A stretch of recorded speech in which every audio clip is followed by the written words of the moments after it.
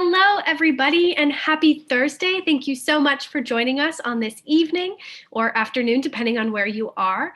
I'm joined by some wonderful students here at Northwestern this evening, and we will be telling you a little bit about the opportunities for student research at Northwestern in McCormick. So I'll start by introducing myself, then we'll do a quick little round robin. One of the students is going to share their screen, and then we'll have time for a Q&A. So please submit all the questions you have, and we'll try and get to as many as we can. So my name is Simone. I'll be your moderator for this evening. I graduated from Northwestern in June, where I studied anthropology and environmental policy in our Weinberg College of Arts and Sciences, and I got my certificate in sustainability in our McCormick School of Engineering, which I loved so much I decided to stick around for another year to get my Master's of Science in Energy and Sustainability in McCormick. I am also a graduate admissions counselor at the Office of Undergraduate Admissions. But Lucas, do you want to introduce yourself? Yeah, hi, I'm Lucas. I'm from Santa Cruz, California. I'm a sophomore and I'm a biomedical engineering major and physics major in McCormick. I do research here at Northwestern and I'm excited to talk to you guys. Anna? Yeah, I'm Anna. I'm a junior studying biomedical engineering in McCormick, and I have a minor in global health.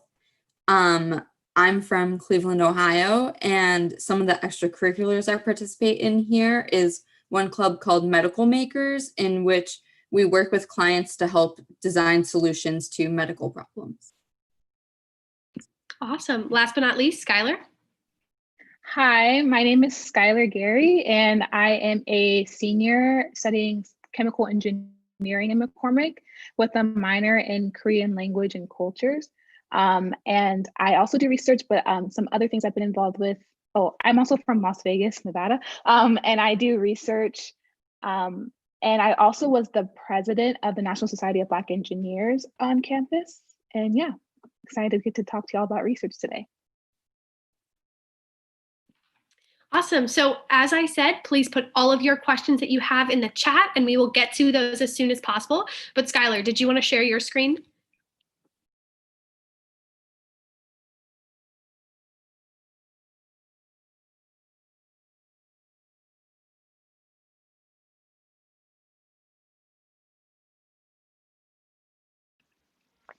All right, yeah, so we have a short little presentation for you guys about what undergraduate research is like at Northwestern and some of the benefits, how to get involved, and then just a little bit about all of our like individual research focus.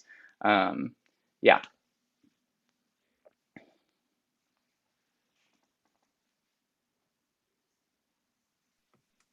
So there are many different ways to get involved in research at Northwestern.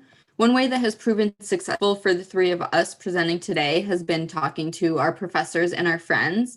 So if you do come to Northwestern and you're taking a course with a professor or have seen their research and find it interesting, there's no harm in reaching out to express your interest.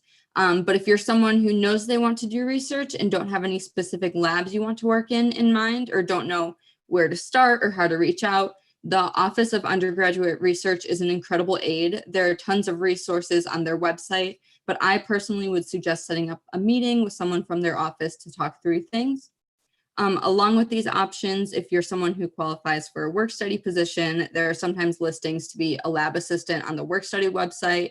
This is how I got involved in a lab my freshman year and was able to discuss turning my position in my current lab into a work study this year. And lastly, the NU Scholars website is a great resource for searching for information concerning research across all disciplines. And now Skylar will talk a little bit about some of the benefits of getting involved in research. Yeah, so there are a lot of benefits of getting involved in research, and here are just a few. One of them being learning how to read scientific papers, and another being learning about grant writing. These are two skills that'll be very helpful no matter what your future career path is. You're always going to want to know how to decipher and comprehend scientific writing because it can be a bit difficult. And especially for people who are a bit more science minded, sometimes writing isn't always our best strong suit. So it's good. So research is a helpful way to strengthen that. Also, of course, you'll be getting valuable lab skills as long as hands-on experience. So you can kind of think of research similar to having a similar value to something like an internship, where you're getting, you're learning how the stuff you're learning in class is being applied in real life, like in your actual field. And also what makes research even more valuable, maybe more even better than an internship, is that it's something that you can do during the school year, because it's very flexible, as the people in your research lab are going to know that you're a student and they're going to respect that. And finally, it's a great chance to discover something new. So this is really important. In our next section, we're going to be talking about our individual research. And it may sound a bit complicated, and like, I don't know. I remember when I was starting research, I was like, I don't know if I could actually do that. That sounds really hard. But that's kind of the whole point. It's expounding upon the things that you're learning in your classes, and you're going to be working as an undergrad. You'll be working with one of the amazing grad students or postgraduate students who work in the lab, and they're going to tell you everything you need to know. So just keep that in mind. So now we're going to talk about our undergraduate experience in research, and I'm going to start. So I currently work in Professor Michael Jewett's synthetic biology lab. We actually all work in the synthetic biology field. But I have worked in 2 other labs prior. So I worked in the John Rogers lab at Northwestern. He's more biomedical engineering, and the research I was doing there was more like biomedical devices. And I got that by being referred to by a friend. And I also actually had the opportunity to do research abroad in South Korea at Seoul National University, where I worked in like an electrical engineering lab, but I was still kind of doing chemical engineering research, because engineering is very interdisciplinary. And I got that by winning a National Science Foundation grant that I actually found through the Office of Undergraduate Research. And like I said, now I'm working in Jewett Lab, which is synthetic biology. And I got that just by kind of cold emailing a bunch of professors, and he responded and they had a position open. So that was really great. And I do work in engineering cell-free protein synthesis systems using Vibrio natriuregens. So I'm going to explain a bit more about what that means on the next slide. But just a brief promo. So Vibrio natriuregens, or like Vibrio is what I call them. They're a type of bacteria. So typically when we're working with biological systems, we use E. coli because it's a well-studied bacteria. But we are also moving towards learning about new host systems to study biology with. So that's kind of the novelty of Vibrio. So you may be wondering what a cell-free protein synthesis is and why is it important. So protein synthesis is just the way that our cells make proteins. It's the process in which our cells make proteins. And it's important because proteins are involved in literally every process in the cell. It's very important that we make proteins, and also what makes it why cell-free is so great is because typically when you're using bacteria, like the opposite of cell-free would be using like a bacteria host. And when you have bacteria, you have to keep them alive. And also bacteria have their own systems that can kind of work against you. But with cell-free, you are just doing it without the bacteria host. And you don't need to keep something alive. And also you have better control over what's happening because you don't have a living organism kind of doing whatever they want. You're really controlling that. So my specific research focus is finding more cost-effective energy sources to do protein synthesis. So we need energy to create proteins, and usually the energy source we use is something called PEP or other energy sources that are very high energy and expensive. So I'm looking for ways to use energy sources that are more cost effective. And also another research focus of mine is prototyping biosynthetic pathways for antibiotic products. So what that means is that a biosynthetic pathway is just basically a series of steps that ends with a product. So we call them enzymatic steps, and enzymes are typically made of proteins. So it's like a series of steps that at the end you have a product, and sometimes that product is useful, like an antibiotic. So what I am doing is using cell-free protein synthesis to make the proteins, putting them in the correct series and hopefully getting a desired product like an antibiotic. So I'm sure we all know why antibiotics may be important. So that kind of gives you some perspective on why this research is important. And this schematic at the bottom really shows pretty much exactly what I do in the lab. So we first start by growing the cells. And this is like the actual bacteria harvesting. And we have, at this point, we're having living organisms. And pre-lysis basically means we have the cells and they have their cell membrane on them, where lysis is the process of removing the cell membrane. And then we're left with just the cell parts.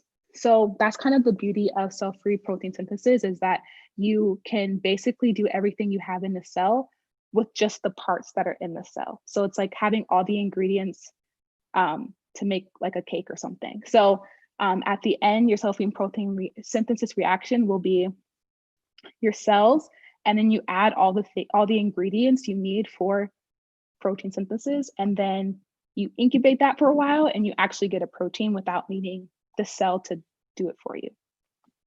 So yeah, next I think it's Lucas. He's going to talk about his research.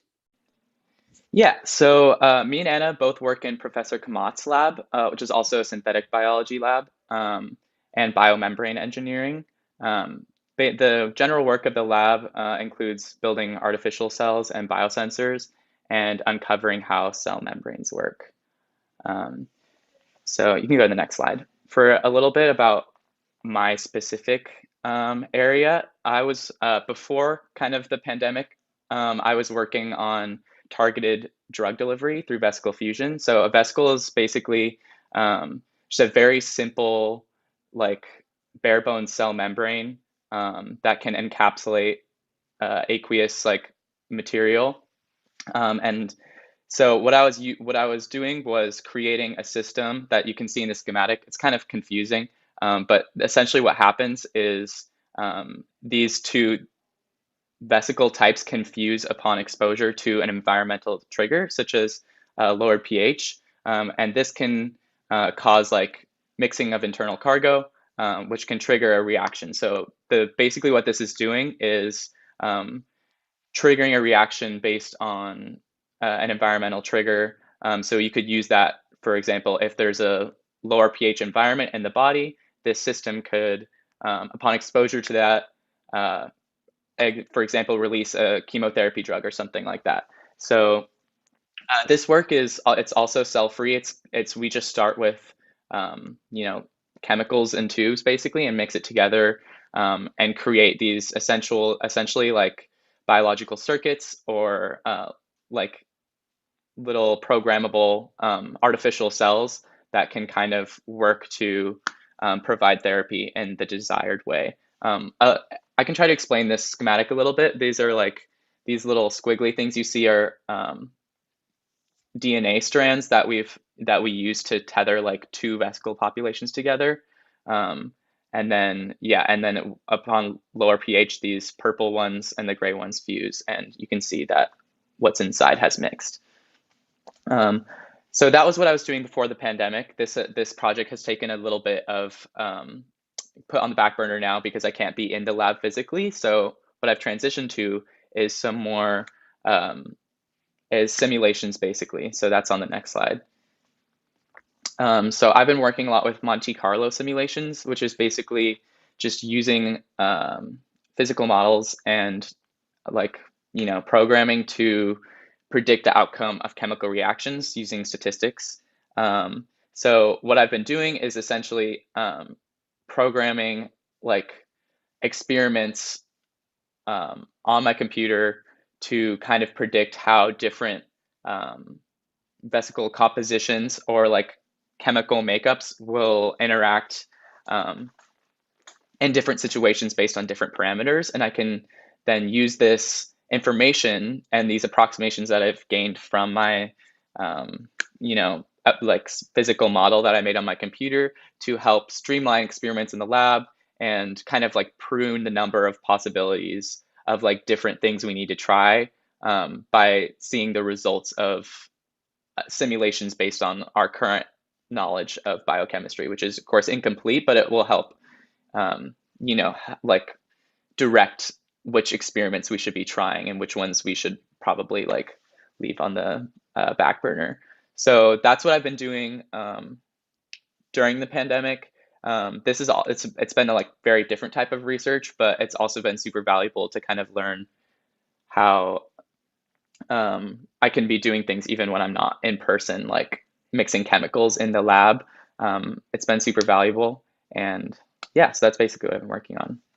Anna, if you want to go ahead.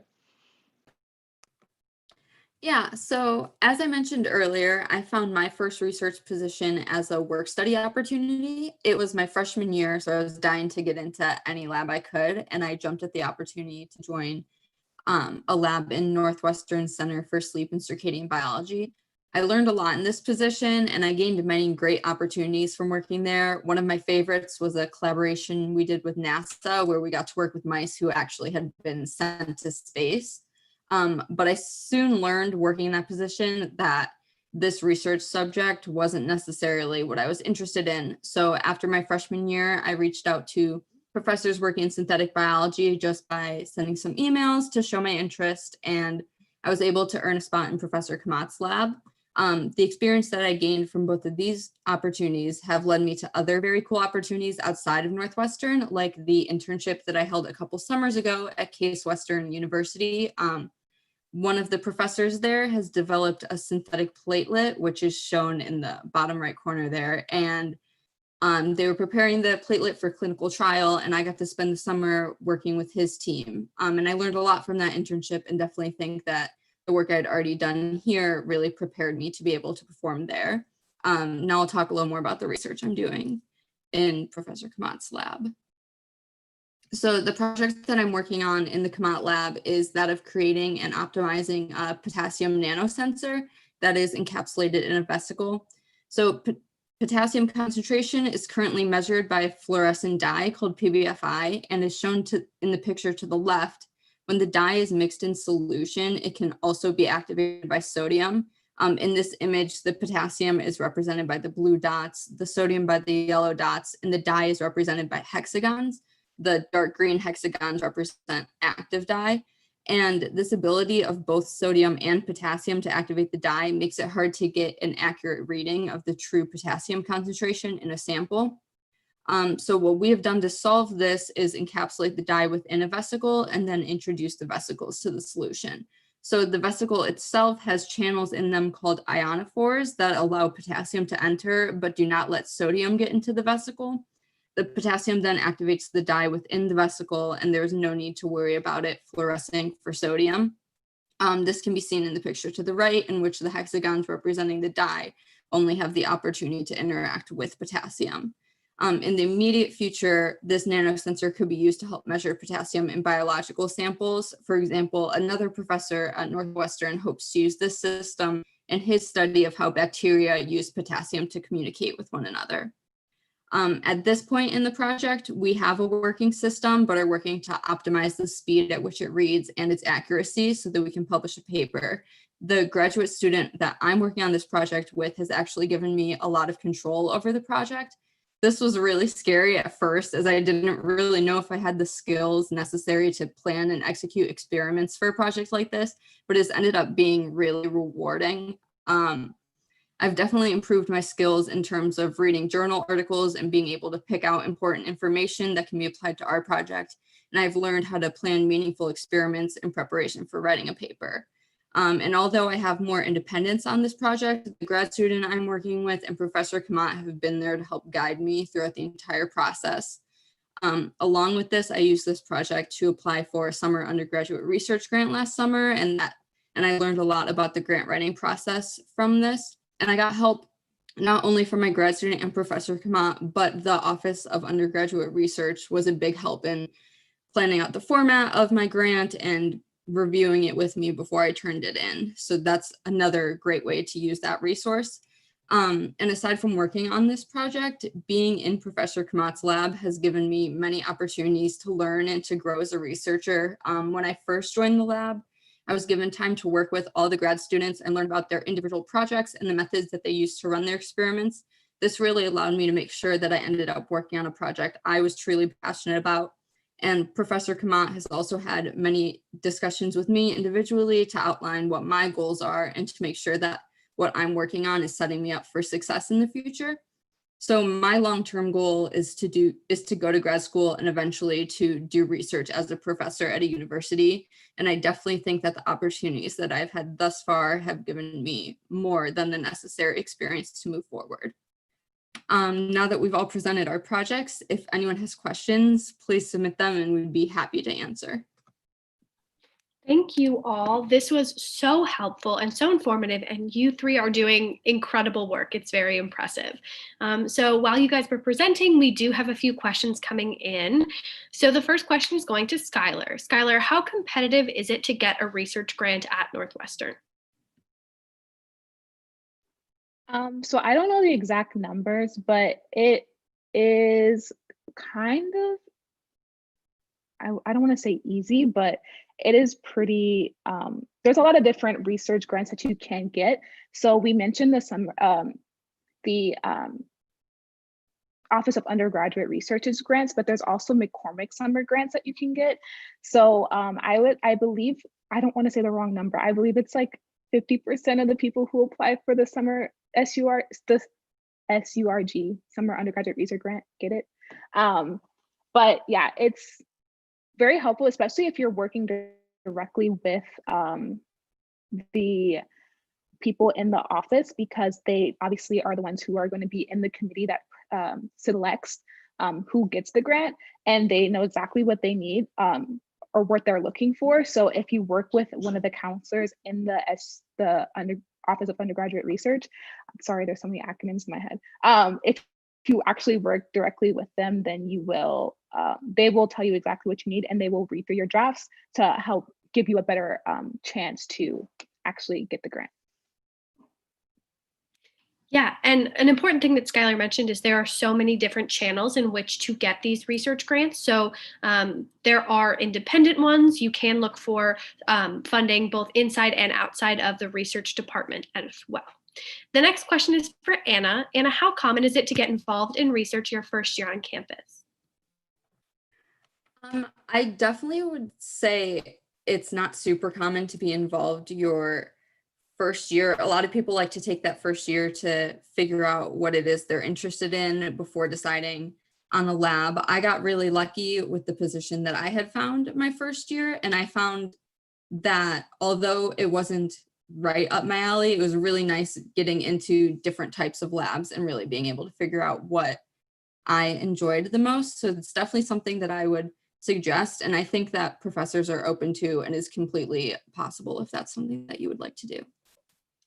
When I was an undergrad, I was able to do research, and I had heard from a lot of my peers that professors or PIs in labs really enjoy having first year students who are going to stick with them those 4 years, because then by the end, they're really going to know the material that they're working with. My next question is for Lucas. Lucas, before the pandemic, what did a normal day look like in a synthetic biology lab? Yeah, so I kind of went, I think it depends on the lab, but in my case, I went in kind of in between classes. If I had maybe 4 hours or like a longer period of time between two of my classes, I would just go in and perform, whatever experiments I needed to do that day. So those kind of look like, for me, I was I would make vesicles. So that basically consists of just mixing lipids together. You dry them in a tube, you put them in a vacuum chamber, just like all sorts of little steps, basically, like kind of like cooking, like you're just doing little chemistry steps. And so I would just like go into the lab, do do whatever experiment, leave. Then I could either come back the same day, come back the next day, and like do the next part of the experiment, kind of look at results. Usually my like grad student that I was working with would be there. So if I needed to talk to him about anything, or like plan my next, experiment, or talk, or, like need help interpreting data, I could always like go over and talk to him about it. So that was like typically what I was doing. Or I also, another one of my projects that I didn't mention was like microfluidics. So I would also sometimes go in between classes and build a microfluidics device, which is pretty cool. just consists of like gluing little tubes together and stuff like that. Yeah, so that was what my day-to-day was like. Awesome. Thank you. My next question is for Skylar. Back to you. What was it like to be a part of the National Society of Black Engineers, and how did that compare to a different research group or being in a different chemistry research group would be? Yeah, so the National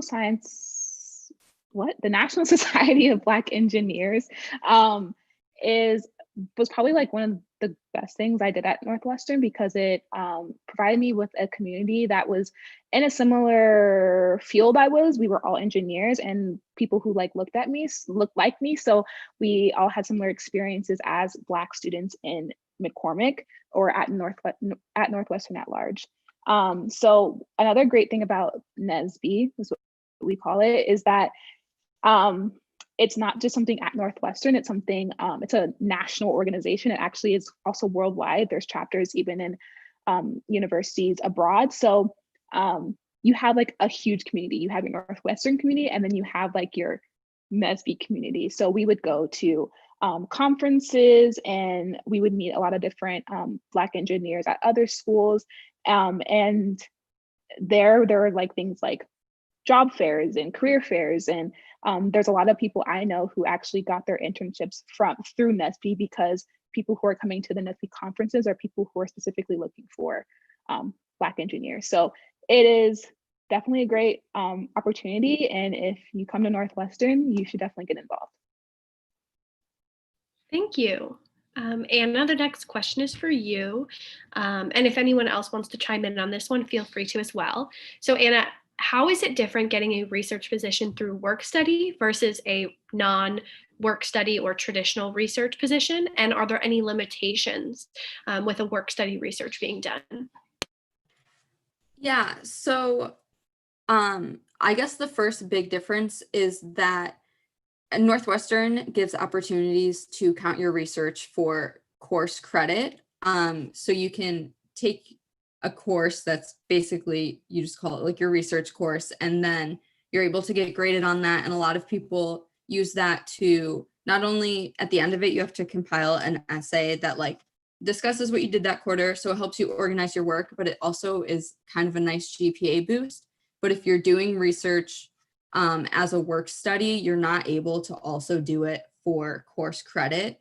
And that's something that I personally have had to balance because some of the things that I would like to accomplish, like graduating with honors, you have to do a certain amount of research for credit. So I've gone back and forth between doing it both as a work study and for credit. The first position that I had was advertised as a work study position, and it was a lab assistant position. So I did a lot more of like, I guess, helping other people with their research and the busy work around the lab, as opposed to now I got into the lab planning on doing my research for credit. And then after I accomplished as many quarters of that as I needed to, was to talk to my professor about turning it into a work study and being able to get paid for the research that I'm doing.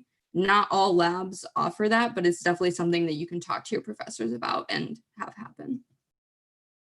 Thank you, Anna. Another thing I want to point out is that Northwestern allocates $3.5 million every year for undergraduate research. So if you are not work study eligible, you can still get paid to do research. That is a potential. Some labs have a fund where they can give you an hourly wage, and you can also get paid through some of those research grants. So it is definitely possible to not only do research, but also get paid for it, which is very exciting. Lucas, my next question is coming to you. Have any specific classes in McCormick or just at Northwestern in general helped you understand and learn synthetic biology? Yeah, so there are definitely more upper level classes that focus specifically on synthetic biology, but I've found myself applying skills that I've learned just in general biology, genetics. I'm taking cell biology next quarter, which I think will also help me a lot with some of my research. I've applied some things I've learned in chemistry, like just molarity and stuff, like you kind of need to know. So like definitely a lot of my classes have been providing me like the basic knowledge that I need to know. That's just kind of in general, like working in any biology lab. But yeah, so there are also like upper level electives that you can take junior and senior year that's focused specifically on synthetic biology or like related concepts. Yeah, so I'm looking forward to taking more of those. Yeah. Thank you. Okay, Skylar, back to you. What does a balance of research and schoolwork look like in an average week for you? Yeah, so I think that's what makes research so great is that it is very flexible. So I work with a postdoc, which is someone who's already received their PhD and are still doing research before moving on to the next phase in their life. And my postdoc is very considerate of my schedule as a student. So basically, it's like any other thing. So however much time I need for my classes, I will take it, and I give her my schedule to when I actually can come into the lab. So I have like large chunks of time as a senior. I have more time than I did previous years. So I allocate those times to my lab.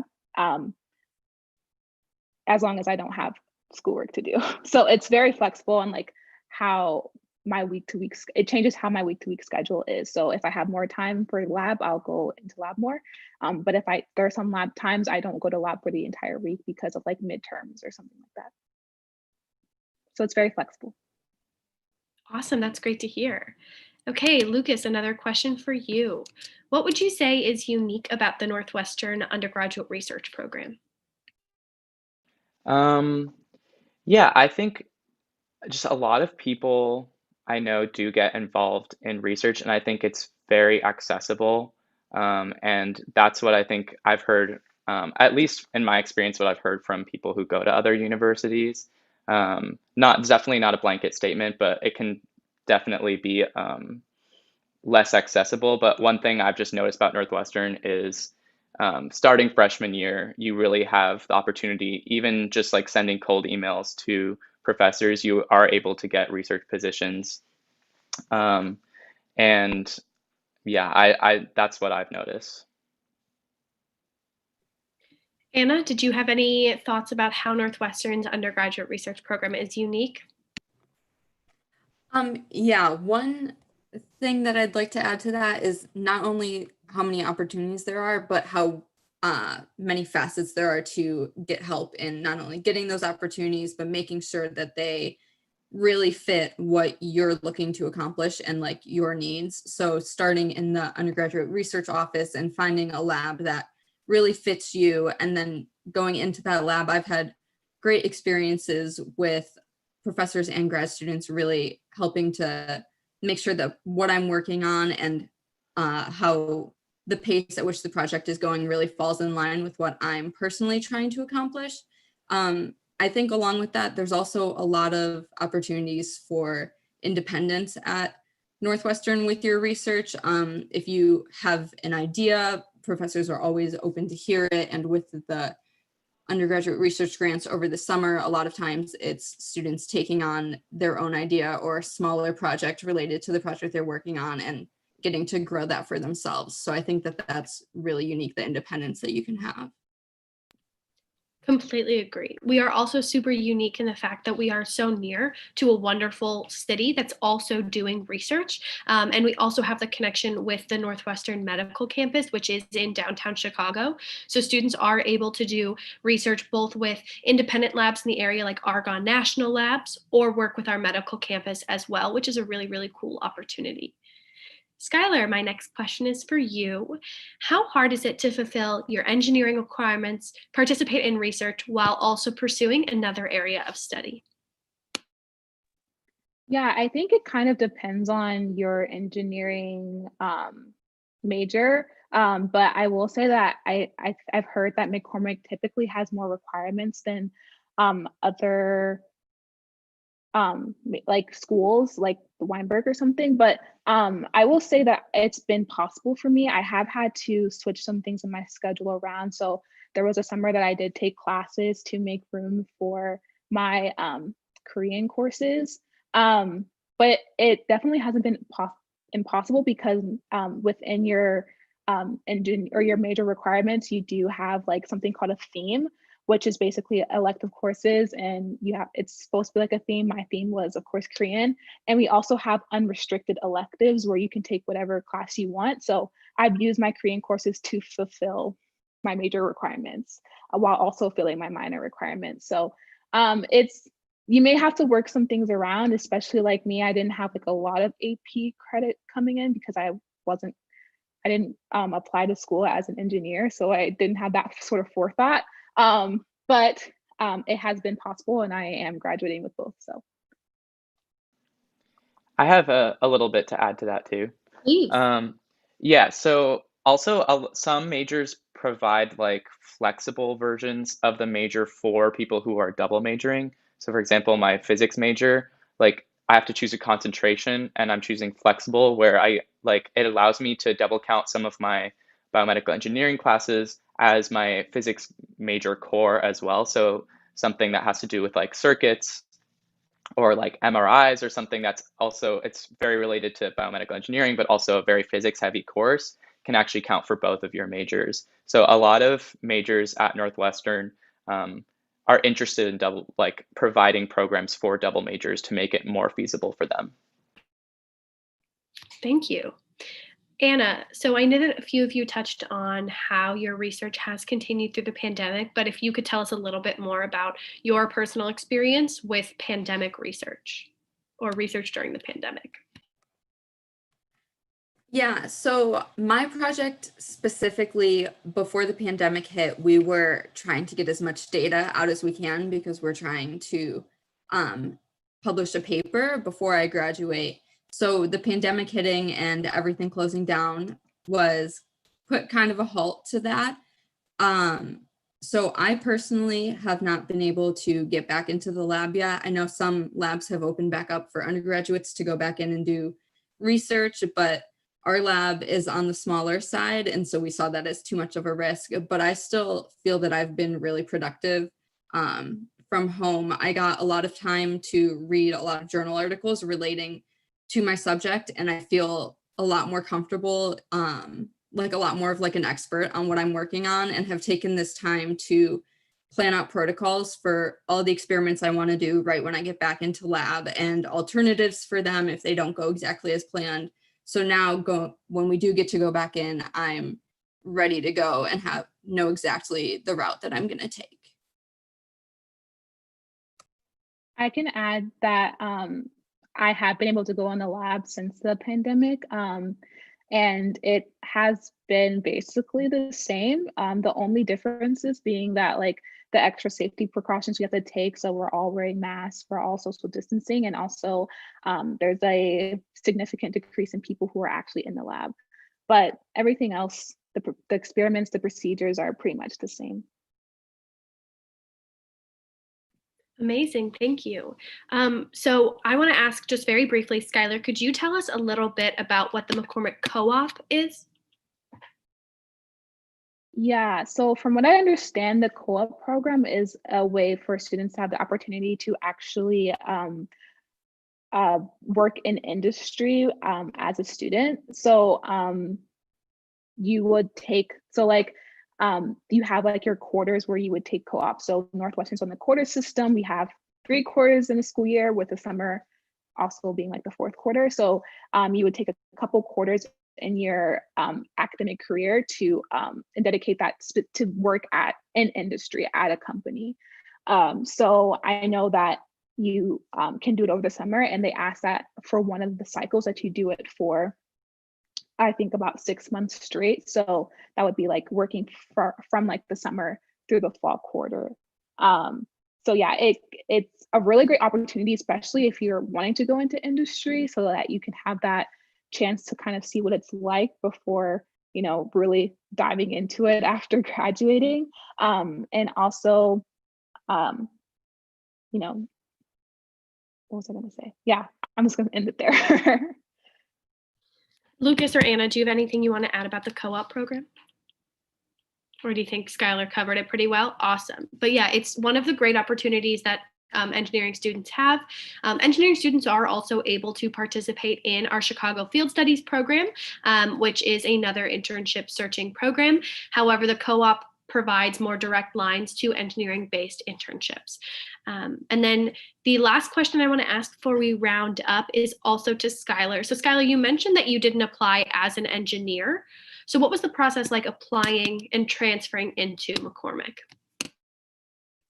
Yeah, so it was actually really simple, as long as you talk to the right people. So I applied as a biology major in Weinberg, but even prior to going on campus, I knew that I wanted to switch.